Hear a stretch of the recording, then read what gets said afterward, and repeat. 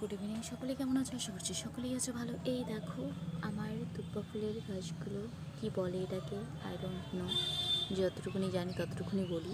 মাত্র দুখানা লাগিয়েছিলাম, দুখানা থেকে এতগুলো হয়ে গেছে, পুরো ঝাপড়া করে দেবো। একদম অতিরিক্ত পরিমাণ ফুল ফুটবে, দেখতেও বেশ সুন্দর লাগবে। আর এই যে দেখো, তখন কাটার ভিডিওটা পোস্ট করেছিলাম কিন্তু ভিডিওটা যায়নি। সে যাই হোক, যখন তোমরা মনে করবে যে গাছটাকে ঝাপালো করা দরকার, একদম ছোট সরু, মানে এই গাছটা যখন কিনেছিলাম তখন অতিরিক্ত পরিমাণ ঝাপড়া ছিল, কিন্তু এই গাছটাকে ঝাপালো করার জন্য আমি কি করেছি, উপর থেকে ফুলগুলো ফুটেছে, তারপরে ডালগুলো কেটে দিয়েছি। যেহেতু ফুল ফোটা অবস্থাতেই ডালটা কাটতে হতো, কিন্তু আমি ফুল পেয়েছি তারপরে আমি ডালটাকে কেটেছি। উপরে ডালটা কেটেছি, নিচের ডালটা কেটেছি। এই দেখো, কেটে দিয়ে আমি হলুদ লাগিয়ে দিয়েছিলাম। এবারে যে এই যে নতুন কচি পাতাগুলো বেরিয়েছে, এখানে একটা ছোট্ট একটা বাড়ন্ত জায়গা থাকে, এটাকে কেটে দিতে হয়। আর কেটে দিলে পরেই এটা থেমে যায়, মানে এখান দিয়ে আর বড় হবে না। নেক্সটে এই পাতাগুলো, কুশিগুলো ছড়াবে। যে দেখো, দুটো একটা করে বেরোচ্ছে, কচি পাতা বেরোবে।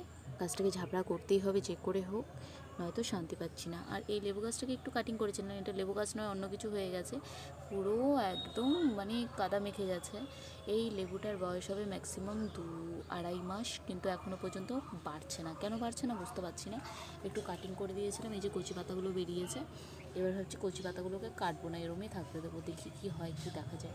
আর সবথেকে খুশির খবর হলো, আমার এই গোলাপের টবে ছোট্ট একটি চারা বেরিয়েছে। এই দেখো ছোট্ট চারা, কিন্তু এই চারাটা কিসের তা আমি বুঝতে পারছি না। আর এটা কি অন্য কোনো চারা, কিংবা কুলের চারা, কিংবা অপরাজিতা চারা, কিছুই বুঝতে পারছি না। তার পাশে ছোট্ট একখানা চারা হয়েছে। তোমরা যদি চিনতে পারো গাছটাকে, অবশ্যই আমাকে জানিও এটা কিসের চারা। আর এই হলো আমার ডালিয়া ফুলের কুড়ি। দুটো ফুল পেয়েছি, এটা হচ্ছে 3 নম্বর ফুল, কুড়ি এসছে। এখন দেখা যাক ফুলটা কেমন হয়। মনে হচ্ছে সিজন ছাড়া ফুল তো খুবই ছোট হয়, কিন্তু কুড়ি এসছে যখন, ফুল তো ফোটারই কথা। দেখা যাক ফুলটা কতখানি ফোটে কিংবা না ফোটে। একবার তো পোকাতে খেয়ে নিয়েছিল পুরোটা, এবার দেখি কি হয়।